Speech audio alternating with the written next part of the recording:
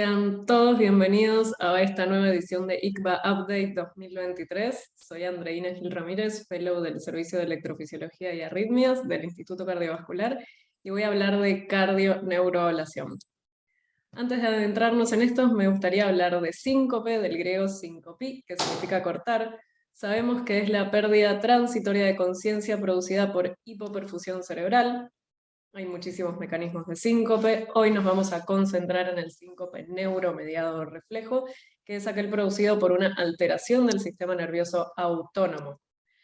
Dentro de este tipo de síncope tenemos dos respuestas principales: una vasodepresora, que se produce por una insuficiente activación del sistema nervioso simpático, predominando la vasodilatación periférica y la hipotensión, y una cardioinhibitoria, en la que hay una excesiva activación del sistema nervioso parasimpático, predominando la bradicardia. En muchos pacientes ocurre un mecanismo mixto, en los que se ve un poquito de cada una. ¿En quiénes sospechamos este tipo de síncope? Pues en pacientes jóvenes que tengan una historia larga de síncope, que sea producido por triggers particulares, como por ejemplo dolor o algunos sonidos u olores, la bipedestación prolongada, en periodos postprandiales, lugares cerrados, y que se presentan con mucha frecuencia con pródromos, que son síntomas que ocurren previamente al síncope, como mareo, sudoración, malestar, sensación de escalofríos, etc.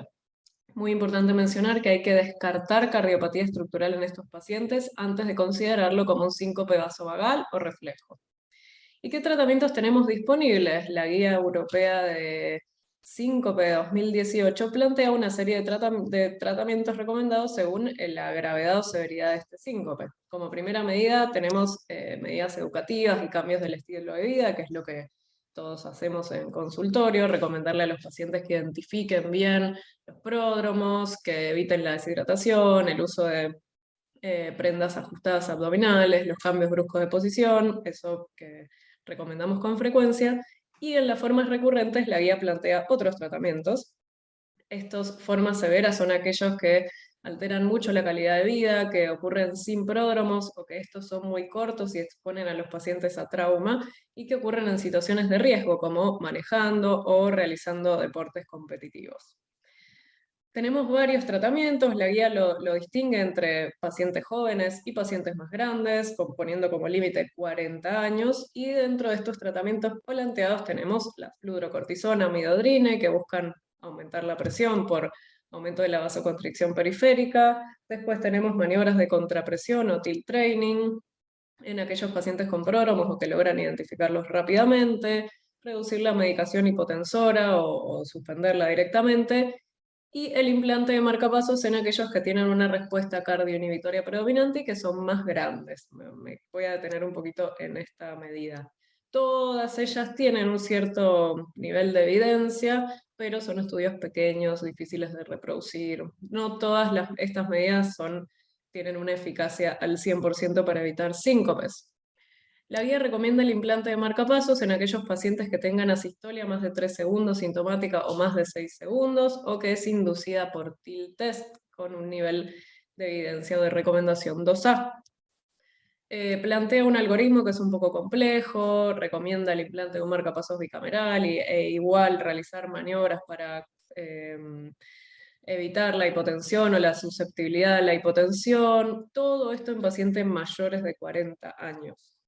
Esta sistolia la podemos ver en este electro, por ejemplo, de un paciente de 17 años que en un Holter tuvo una pausa de 17 segundos y se le implantó un marcapasos con CLS o Closed Loop Stimulation, que es un software de la empresa Biotronic que permite identificar aumento de impedancia miocárdica, que es lo que sucede al necesitar aumentar el volumen sistólico por una pausa o una bradicardia muy marcada, y aumentar artificialmente la frecuencia cardíaca para abortar el síncope. Esto ha tenido muy buenos resultados en estudios, con una recurrencia de síncope más o menos del 20% a 2 años. Sin embargo, algunos pacientes lo toleran mal, porque aumenta la frecuencia cardíaca en situaciones en las que no es necesario. Algunos sincopan igual porque no tienen únicamente una respuesta cardioinhibitoria, y todo lo que viene aparejado con el implante de marcapasos. Y acá repasamos sus limitaciones. En pacientes con tilt test mixtos siguen habiendo síncopes, no hay incluidos en los estudios pacientes menores de 40 años, y en la mayoría de los estudios hubo una tasa de complicaciones relacionadas al dispositivo del 6 a 8%, sin incluir en estas las que ocurren con los recambios de generador, que recordemos son pacientes jóvenes, así que al menos van a tener unos 5 o 6 recambios de generadores a lo largo de su vida. Y es acá que surge la cardioneuroablación. La cardioneuroablación se basa en la ablación endocárdica de plexos ganglionares parasimpáticos que se encuentran en las almohadillas de grasa epicárdica de las aurículas para el tratamiento de síncope neuromediado y otras formas de arritmias funcionales como bloqueos AB transitorios o funcionales y disfunción sinusal. El primero en describir esta técnica fue Pachón en 2005, que describe que la ablación de plexos ganglionares parasimpáticos, que son los únicos que se encuentran de forma intracardíaca o paracardíaca, genera una respuesta vagolítica y mejora ciertas situaciones que vamos a repasar posteriormente. Esta ablación no afecta a las estructuras ganglionares simpáticas o sensoriales, pues los cuerpos ganglionares se encuentran de forma extracardíaca y reciben únicamente los aferentes nerviosos, mientras que el sistema nervioso parasimpático sí tiene cuerpos ganglionares alrededor del corazón que podemos acceder de forma endocárdica. Esto lo conocemos anatómicamente y además Pachón describió que en este endocardio donde hay mucha penetrancia de aferentes nerviosos, la conducción deja de ser compacta o prolija y pasa a ser fibrilar, manifestándose con potenciales o electrogramas intracavitarios que van a ser fraccionados, amplios, algunos de alta amplitud, otros de baja, pero que pueden identificarse perfectamente con un catéter de mapeo electroanatómico adentro del corazón. O sea, ya no solo sabemos dónde se localizan estos ganglios de forma anatómica, sino que también en cierta medida podemos saberlo funcionalmente. Se han descrito muchísimos grupos ganglionares, pero los principales están ubicados en el lado derecho del corazón, alrededor de la vena cava superior, como vemos en este esquema, alrededor de las venas pulmonares derechas, en la cara anterior y posterior, alrededor de las venas pulmonares izquierdas, en el seno coronario, alrededor de la raíz aórtica. Hay muchos grupos ganglionares. En este esquema vemos una imagen de mapeo electroanatómico, a la derecha está la aurícula izquierda y a la izquierda está la aurícula derecha, donde vemos que los grupos ganglionares principales, inclusive con el electrograma identificatorio al costado, tenemos grupos ganglionares que se encuentran en la cara anterior de las venas pulmonares derecha, superior derecha y alrededor de la vena cava superior, como vemos acá. También hay grupos ganglionares en la cara anterior de la vena pulmonar superior izquierda, en la cara posterior de la vena pulmonar inferior izquierda, alrededor del ligamento de Marshall y en el seno coronario. Todo esto muy identificable con electrogramas intracavitarios. ¿Y qué estrategias tenemos? ¿Y cómo evaluamos que nuestra ablación es realmente exitosa? Bueno, tenemos tres formas de abordaje. Un abordaje puramente anatómico, como fuimos evaluando, un abordaje electroanatómico, siguiendo potenciales fraccionados intracavitarios, y un abordaje guiado por estimulación de alta frecuencia que han realizado en algunas series, no se usa con tanta frecuencia, pero que se basa en estimular con pulsos cortos y de muy alta frecuencia en estos lugares anatómicos con el catéter de ablación, esperando una respuesta vagal que normalmente se presenta en forma de pausa o asistolia. ¿Y qué endpoints tenemos? ¿Cómo sabemos que nuestra ablación ha sido exitosa? Pues puede observarse inmediatamente un aumento de la frecuencia cardíaca basal y que después se puede evaluar con Holter seriados, ausencia de respuesta vagal durante aplicaciones con radiofrecuencia, inclusive con la estimulación de alta frecuencia, como vimos acá en la imagen inferior. Antes de la ablación tenemos una asistolia de 10 segundos y posterior a la ablación no hay asistolia. Hay desaparición de electrogramas fraccionados, incluso se puede hacer un mapa posterior a la ablación para evaluar esto. Hay mapas de potenciales fraccionados en distintas empresas. Y ausencia de respuesta a atropina, que es algo muy interesante, infundir atropina previo al procedimiento y posterior al procedimiento para ver ausencia de respuesta. Y esto se produce porque ya no hay aferentes nerviosas parasimpáticas que la atropina pueda bloquear, entonces no va a haber cambios de frecuencia con la infusión de este fármaco. Y Pachón descubrió o diseñó un aparato que se llama neuroestimulador, en el cual se pueden estimular serie de grupos ganglionares extracardíacos, como por ejemplo cervicales, desde la vena yugular interna, también evaluando este tipo de respuestas.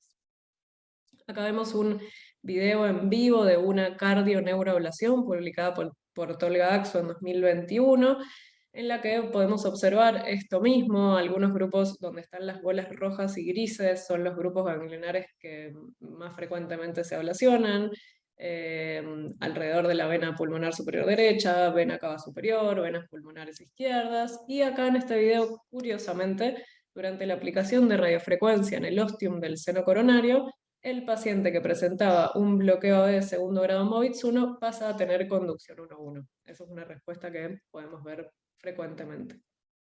Respecto a la evidencia, hay mucha publicada, yo voy a mencionar las más grandes. El doctor Axu en 2022 publicó un estudio de 101 pacientes con síncope reflejo y respuesta cardioinhibitoria a cardioneuroablación y grupos control, machado por propensity. Realizó un abordaje vía auricular y evidenció una libertad del 86% de síncope a 4 años, que es muy importante. En un metaanálisis publicado también el año pasado de 465 pacientes y 14 estudios, se evidenció una libertad de síncope del 92%, a pesar de que los estudios fueron muy variables y con técnicas muy variables, es un muy buen resultado. Y este año se publicó por primera vez el primer randomizado por el grupo de Piotrowski de Polonia, de 48 pacientes con síncopes de las mismas características, randomizados a cardioneuroablación y a tratamiento no farmacológico habitual, que es lo que hacemos, y evidenció que a 2 años hubo una recurrencia únicamente del 8% de síncope, que esto es mucho mejor que cualquier tratamiento que se haya planteado previamente para este tipo de síncopes, inclusive el marcapasos. Se plantean algunas controversias, me gustaría resumirlas en que no hay mucha evidencia todavía en estas formas mixtas de síncope o inclusive en pacientes con bloqueo B funcional que no se presenten con síncope o que no tengan muchos síntomas. No se sabe todavía cuál es el mejor abordaje, si abordaje derecho únicamente o abordaje izquierdo, teniendo en cuenta las posibles complicaciones que pueda tener este procedimiento y que son principalmente relacionadas a la punción transeptal, como cualquier ablación de fibrilación auricular. Todavía no se sabe qué eficacia a largo plazo tiene este procedimiento, pues sabemos que hay una cierta renervación cardíaca, que esto se ha observado en pacientes con trasplante cardíaco, por ejemplo, y no hay mucha evidencia comparando esta estrategia con las estándares como, por ejemplo, marcapasos o estos tratamientos que fuimos charlando con estudios randomizados. Todo eso probablemente se desarrolle en los próximos años, pues es un procedimiento que tiene muy buenos resultados y ya se está popularizando en la cardiología y en la electrofisiología, así que es muy probable que esto surja. Como conclusiones, me gustaría mencionar que el síncope neuromediado es una entidad benigna, pero que tiene muy difícil tratamiento y difícil manejo. La cardioneuroablación es un tratamiento emergente que presenta muy buenos resultados, especialmente en pacientes jóvenes. Es una buena alternativa al implante de marcapasos, teniendo en cuenta la gran cantidad de complicaciones que a veces se relacionan a este, pero faltan estudios randomizados que comparen este tratamiento con otros estándares, como por ejemplo marcapasos. Todavía no está estandarizada la mejor estrategia, abordaje y los endpoints de ablación, lo cual hace que los estudios sean un poco variables. Y todavía tenemos esta incógnita respecto al síncope vasodepresor o estas respuestas mixtas, que bueno, tal vez en los próximos años veamos también un cierto beneficio con estos. Muchísimas gracias por su atención, espero que les haya sido de utilidad. Cualquier pregunta, no duden en consultarnos, acá estamos disponibles para todo lo que quieran saber. Muchísimas gracias.